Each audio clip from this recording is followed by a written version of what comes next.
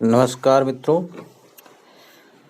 स्वागत है आप सभी का उड़ान स्टडी राजस्थान यूट्यूब चैनल पर। और आप सभी प्यारे दोस्तों को 2021 हैप्पी न्यू ईयर एंड ढेर सारी शुभकामनाएं और गुड विशेज। आज अपन बात करेंगे रीट के बारे में। और रीट में सबसे पहले मैंने ली है यहाँ पर प्रस्तावना उद्देशिका। रीट का पॉलिटिक्स जो है उसके अंदर अपनी प्रस्तावना है वो अलग से दे रखी है। तो प्रस्तावना के बारे में आज बात करेंगे, तो बहुत ही विस्तार से देखेंगे। और मैं ये गारंटी देता हूँ कि इसके बाद में आपको अलग से कोई मैटर है देखने की ज़रूरत नहीं पड़ेगी, क्योंकि मैंने यहाँ पर सारा आपके मैटर है वो इंक्लूड कर रखा है। तो चलिए टाइम बिना गंवाए करते हैं स्टार्ट। मित्रों, पहला दे रखा है उद्देशिका। उद्देशिका का प्रस्ताव है पंडित नेहरू द्वारा 13 दिसंबर 1946 को प्रस्तुत किया गया। ये जो प्रस्ताव प्रस्तुत किया गया ये स्वीकार है 22 जनवरी 1947 को किया था। 13 दिसंबर 1946 को प्रस्तुत किया गया पंडित नेहरू द्वारा, और इसे स्वीकार है 22 जनवरी 1947 को कर लिया था। ये जो प्रस्तावना है इसके उपनाम क्या है, किस किस नामों से है, इनको जाना जाता है। तो भारतीय संविधान का मूल आधार प्रस्तावना को कहते हैं। संविधान का प्रतिबिंब या नील पत्र ये भी कहा जाता है। और संविधान के उद्देश्य निर्धारित होने के कारण इसे क्या कहते हैं, संविधान का प्रतिबिंब या नील पत्र कहते हैं। संविधान की आत्मा भी कहा जाता है। तो संविधान की आत्मा है सर्वोच्च न्यायालय ने 1967 के गोलकनाथ बनाम पंजाब राज्यवाद में है प्रस्तावना को संविधान की आत्मा कहा था। 1967 में जब ये गोलकनाथ बनाम पंजाब राज्यवाद हुआ था, उस टाइम जज है वो मोहम्मद हिदायतुल्लाह खां थे। और ऐसा भी आ जाता है कि संविधान की आत्मा है उद्देशिका को सबसे पहले किसने कहा, तो टी.डी. भार्गव है। आप करेक्ट करोगे। इसके आगे चलते हैं कि इस प्रस्तावना को संविधान की जन्म कुंडली भी के मुंशी द्वारा कहा गया। संविधान का कुंजी नोट अर्नेस्ट बार्कर ने कहा, और संविधान की कुंजी चाबी या फिर की संविधान निर्माताओं द्वारा कहा गया। ये जो उद्देशिका है ये प्रस्ताव के आधार पर संवैधानिक सलाहकार है बी.एन. राव ने संविधान को प्रथम प्रारूप तैयार किया था, जिसमें 243 उद्देशिका अनुच्छेद थे।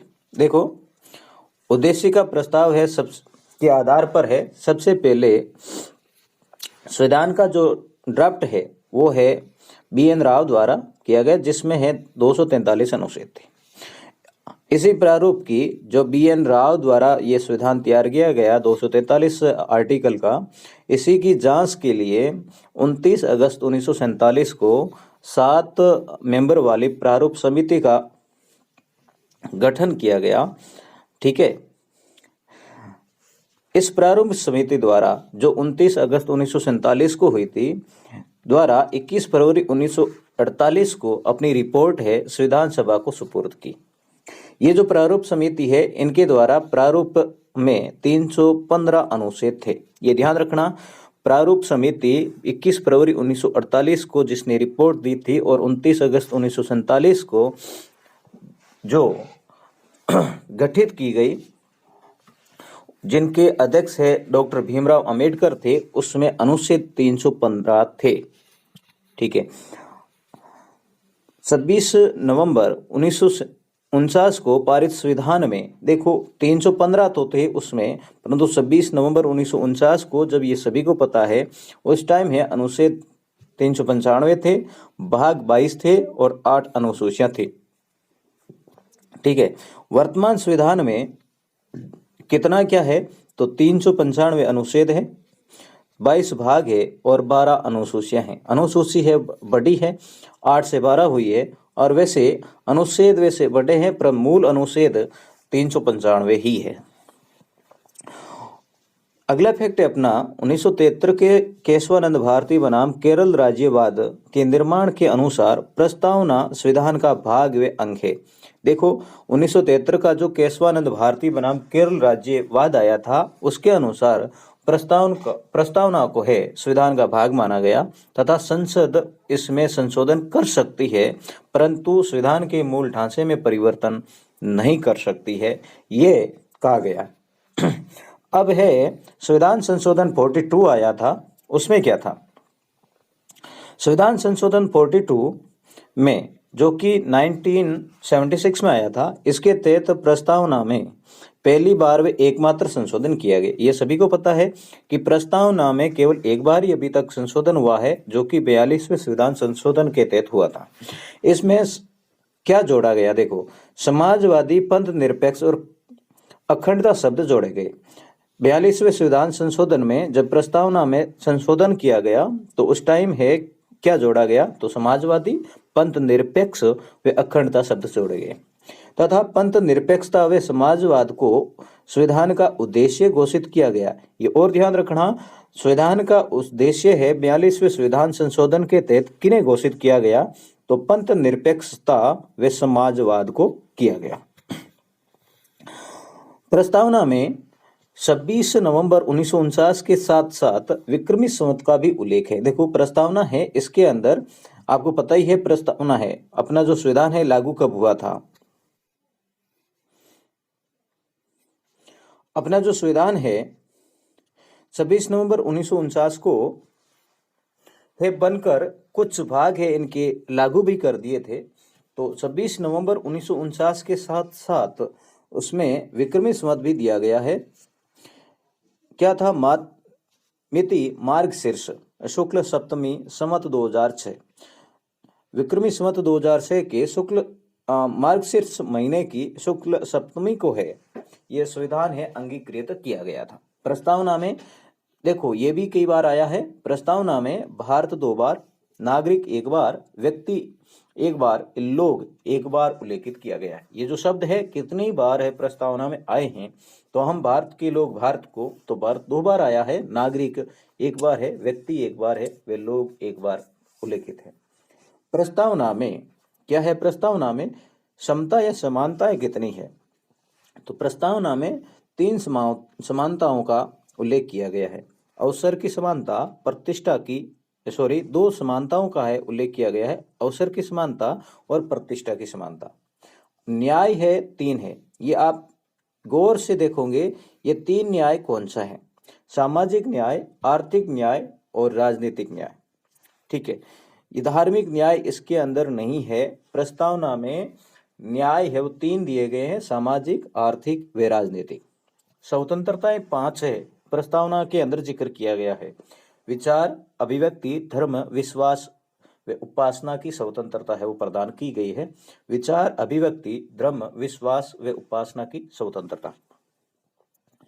मित्रों, मैं आपको बता दूं अपने रीट के कंप्लीट जो सिलेबस है उसके अकॉर्डिंग है मैंने पूरा हैंड नोट्स तैयार किया है। यदि आप वो भी प्राप्त करना चाहते हैं तो मैं लिंक है डिस्क्रिप्शन के अंदर दे दूंगा, उसके माध्यम से आप वहां जाकर आप इसको इंस्टॉल क्या है आप डाउनलोड कर सकते हैं।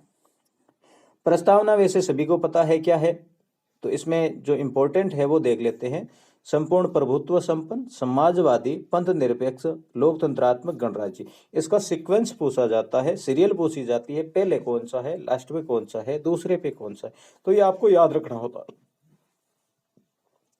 संपूर्ण प्रभुत्व संपन्न, देखो संपूर्ण इतना याद रखोगे इसमें, संपूर्ण इसको समाजवादी, समाज याद रखोगे।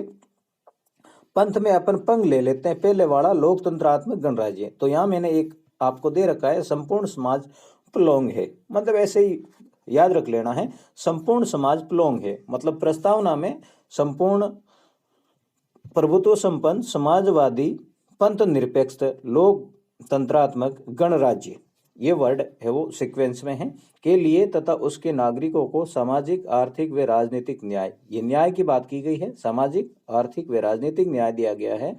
फिर है स्वतंत्रता की बात की गई है, विचार, अभिव्यक्ति, विश्वास, धर्म और उपासना की अपने बात की है, 5 स्वतंत्रताएं दी गई है। और समता, समता है, समानता है, 2 है प्रतिष्ठा और अवसर की समानता प्राप्त कराने के लिए तथा उन सब में व्यक्ति की गरिमा और राष्ट्र की एकता और अखंडता सुनिश्चित कराने वाली बंधुता बढ़ाने के लिए दृढ़ संकल्प होकर अपनी इस विधानसभा में आज तारीख 26 नवंबर 1949 मिति मार्गशीर्ष शुक्ल सप्तमी संवत 2006 विक्रमी को एतत् द्वारा इस संविधान को, यहाँ पर एक और सीक्वेंस आपके सामने आ रहा है कि संविधान को पहले अंगीकृत है या अधिनियमित है, आत्म अर्पित है। तो क्या है, पहले अंग से है और फिर ए और फिर आ है। ठीक है, इतना आप ध्यान रखोगे, अंगीकृत, अधिनियमित और आत्मा अर्पित है। संविधान का प्रारंभ प्रस्तावना से होता है। ये व्यवस्था अमेरिका से, अमेरिकी संविधान है उनसे ली गई। देखो, अपने संविधान का जो है शुरुआत में है प्रस्तावना दी गई है। ऐसा जो फॉर्मेट है कहाँ से लिया गया है, तो अमेरिकी संविधान से लिया गया है। ये जो प्रस्तावना की लैंग्वेज है, हम भारत के लोग, भारत को संपूर्ण प्रभुत्व संपन्न गणराज्य, ऐसा है। तो ये प्रस्तावना की जो लैंग्वेज है ये किन से ली गई है, तो ये है ऑस्ट्रेलिया के संविधान से ली गई है। जबकि ये प्रस्तावना हो, ऐसा है, विचार है, अमेरिकी संविधान से लिया गया है। भीमराव अंबेडकर ने अनुच्छेद 32 को संविधान की आत्मा कहा है। देखो, संविधान की आत्मा प्रस्तावना को है, कई विद्वानों ने कहा है, ऊपर देखा है अपने। और यदि ऐसा आ जाता है कि अनुच्छेद 32 को शोषण के विरुद्ध अधिकार है, वो है, तो उसको संविधान की आत्मा किसने कहा है, तो डॉक्टर भीमराव अंबेडकर ने कहा है। ग्रेनविल ऑस्टिन ने नीति निर्देशक तत्वों को राज्य की आत्मा कहा है। राज्य की आत्मा तो वैसे है, नीति निर्देशक तत्व है, वो किसने कहा है, तो ग्रेनविल ऑस्टिन ने कहा है। अब है प्रस्तावना का घोषणात्मक भाग। प्रस्तावना है, उसका घोषणात्मक भाग क्या है, देख लेते हैं। संपूर्ण संप्रभुता जनता में नीत है। यह घोषणा की गई है कि जो संप्रभुता है वो जनता में नीत है। सरकार व राज्यों को शक्ति जनता से प्राप्त है। देखो, सरकार है या फिर राज्य हैं, उनको जो शक्ति जो प्राप्त है, शक्ति मेन सर्वेसर्वा है, वो जनता है। भारतीय संविधान का स्रोत है, भारत की जनता है। भारतीय संविधान किन के द्वारा बनाया गया, तो भारत की जनता के द्वारा। ऐसा भी कहा गया, नहीं हम भारत के लोग, तो फिर है भारत की जनता के द्वारा बनाया गया। प्रस्तावना का उद्देश्य भाग, ठीक है, उद्देश्य भाग कौन सा है, तो संपूर्ण प्रभुत्व संपन्न, मतलब ये हुआ किसी अन्य शक्ति के अधीन है भारत का जो राज्य है। भारत के लिए राज्य शब्द है संविधान में प्रयोग किया गया है, देश शब्द का प्रयोग नहीं है, इतना आप ध्यान रखेंगे। जहां कहीं भी राज्य वर्ड आता है वो अपने देश से संबंधित है। समाजवाद 42वें संविधान संशोधन 1977 के तहत 3 जनवरी 1977 को जोड़ा गया। अब देखो, 42वां संविधान संशोधन है, कब लागू हुआ, तो यह है 3 जनवरी 1977, ये आप ध्यान रखोगे। और इसमें समाजवाद शब्द है वो जोड़ा गया। समाजवाद का अर्थ क्या हुआ, कमजोर व पिछड़े वर्गों का जीवन स्तर ऊंचा करना और आर्थिक विषमता है वो दूर करना। पंथ निरपेक्षता, पंथ निरपेक्ष का मतलब क्या हुआ, तो ये भी 42वें संविधान संशोधन 1976 के तहत 3 जनवरी 1977 को जोड़ा गया। पंथ निरपेक्ष का मतलब है सभी धर्मों के साथ समान व्यवहार और राज्य स्वयं का कोई धर्म नहीं है, ऐसा संविधान की जो प्रस्तावना है उसके अंदर है स्पष्ट कहा गया है। लोकतंत्रात्मक तो ये आप ध्यान रखो, समाजवाद, पंथ निरपेक्ष, ये जो शब्द है आपने पहले देखा है, 42वें संविधान संशोधन के तहत जोड़ा गया। लोकतंत्रात्मक का अर्थ है शासन जनता के प्रतिनिधियों द्वारा किया जाएगा। शासन में जनता की भागीदारी होगी और वैसे होती है।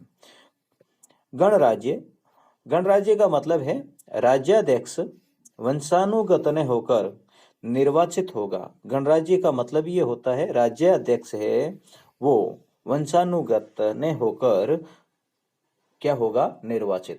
और भारत का यदि राज्याध्यक्ष की बात करें तो राष्ट्रपति है, और शासनाध्यक्ष की बात करें तो वो अपने प्रधानमंत्री हैं।